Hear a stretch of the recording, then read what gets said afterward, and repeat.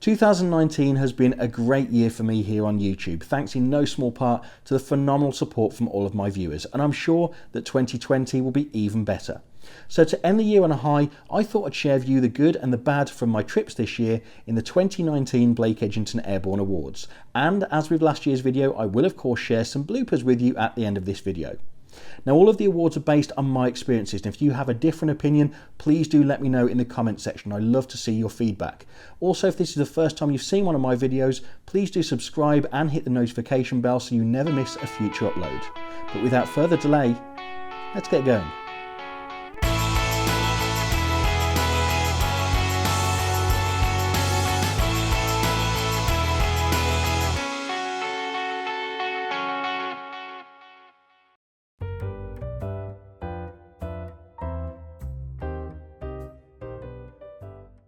Economy class seats in Europe don't vary much in design, but it's the airlines that decide how much legroom to offer, and my experience on board Iberia Express in June was borderline painful. Admittedly, I'm not the shortest of people, but I could not wait to get off the aircraft when we landed, which for someone who loves flying as much as me is very rare.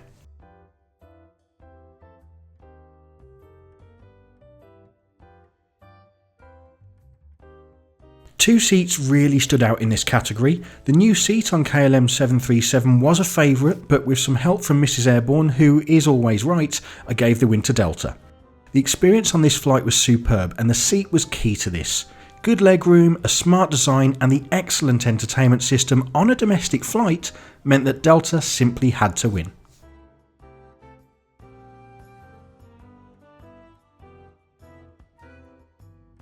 A bit of a sneak peek here, as I haven't yet released this review, but I was pretty disappointed by my seat when I recently flew from New York to London on board Virgin Atlantic's A330. Now, maybe I was spoilt by the modern A350 cabin the previous day, but this was overall the least comfortable that I've been on a long haul flight this year. Find out what I thought of the flight overall in my upcoming review.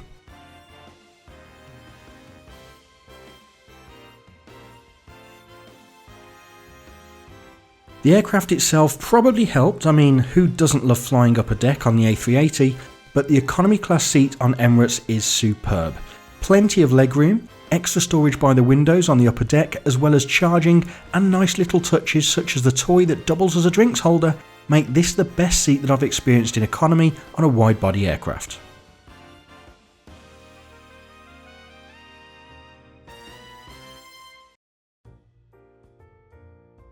This category would ordinarily feature a low-cost carrier for obvious reasons, such as last year's winners Wizz Air, but to fly between Amsterdam and London on a national carrier for just £25 earned British Airways the win. I also flew with BA on a round trip from Heathrow to Madrid in the summer for just £90, which is also a very good price in my opinion, especially when it included a trip on the wonderful A350 and free chocolate.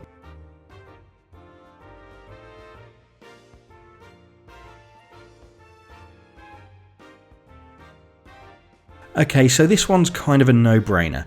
Emirates' ICE entertainment system is well known as one of, if not the best in the sky, and based on my flight in August, it's very hard to argue. Emirates provide a staggering 4,500 channels of entertainment, including blockbuster films, box sets of the best TV shows, and a fantastic selection of music. It's simply amazing.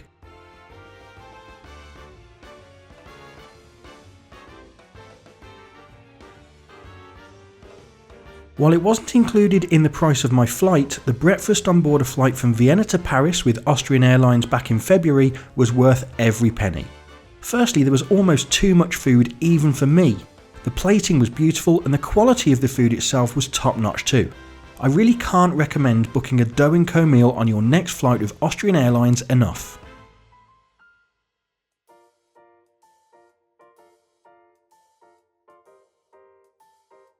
A really tough decision for this category with some very strong contenders, including my beloved Schiphol, but the best airport that I've experienced this year has to be Dubai International. I visited Terminal 3 when flying with Emirates, and this massive facility is very impressive. Dubai offers plenty of choice for passengers who want food or drink before a flight, and with this being Dubai, Terminal 3 has a wide range of shopping including duty free, famous brands and the awesome Emirates store. The terminal is bright and modern with ample seating at the gates, and it is a pleasure to visit.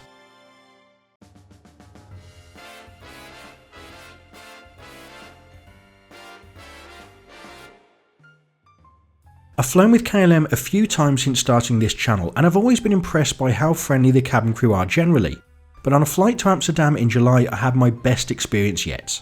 The crew were laughing and joking with passengers from the very start to the very end. Service was efficient and with a smile, and a crew member even asked about my YouTube channel as I disembarked. I cannot wait to be back on board a KLM flight again as I travel to Dubai soon on the Boeing 787.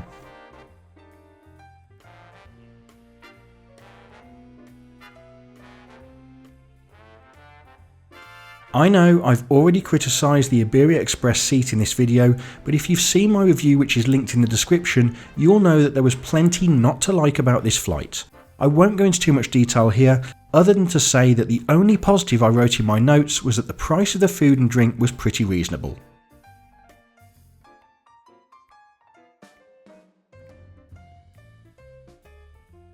It was incredibly difficult to choose a winner here as there have been so many highlights to my travels in 2019, but I have to give my airline of the year to Delta. My two flights with Delta were both memorable. The MD-88 flight was one of the most comfortable short-haul trips that I can remember on board a wonderful aircraft. This was followed by an economy class experience on the A321 that frankly put my flights in Europe to shame, with a modern, comfortable seat that had good legroom, Wi-Fi with free messaging, in-flight entertainment, a great crew, and of course complimentary refreshments. Delta have made a real impression on me, and I genuinely can't wait to see what the airline is like on a long-haul flight in future. So that's it for the awards, but don't go anywhere because very shortly will of course be those bloopers I promised earlier on. Before I get to that though, I just wanted to say that whether you agree or disagree with me, please do leave me some feedback in the comments section. I'd also love to know what your favourite video of 2019 was. Of course, please do also subscribe and hit the notification bell once again so you don't miss any future uploads. Only with the great support over the last 12 months has the channel continued to grow and will do so again next year I'm sure. But as I said, it's now time for the bloopers, and I get a lot of comments on social media, both here on YouTube and on my other channels, about how professional and natural I seem in front of camera. Believe me when I say that is genuinely not the case, as you're about to see. Thank you very much for watching both this video and all the videos over the last 12 months, and take care.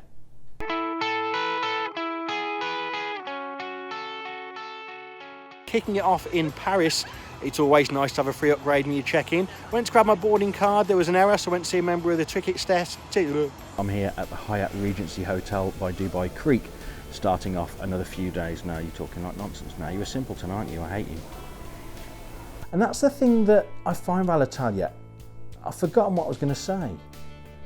So, welcome to Prague, in particular the holiday in Prague airport after that flight with Air Dolomiti. This is the part of the video that will share with your final thoughts on...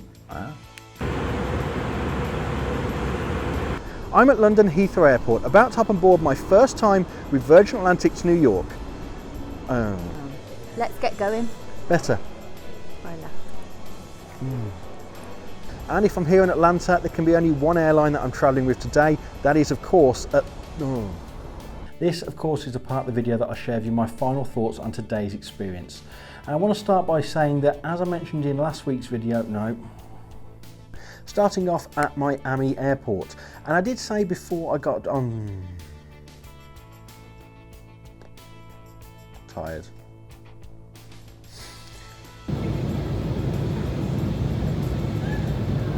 And seeing as I'm outside Chicago's O'Hare Airport, it makes perfect sense to fly with an airline that calls the city home, and the fact that it seems to take quite a long time to get through. Not all the X-ray scanners and the baggage systems were being used to scan the... Starting off at Heathrow Airport, and Terminal 3 at Heathrow, well, it's very impressive, particularly if you are passing through... What are you saying? Starting off Heathrow Terminal 3, it's not my favourite terminal at Heathrow. Of course, it's not the newest... throwing things. I'm flying from here in Toronto to Atlanta in the USA with Delta to find out what it's like for economy class passengers. Hey, how's it going? It's Robin from Vlogs. Robin, do you want to finish this off? You forgot my intro?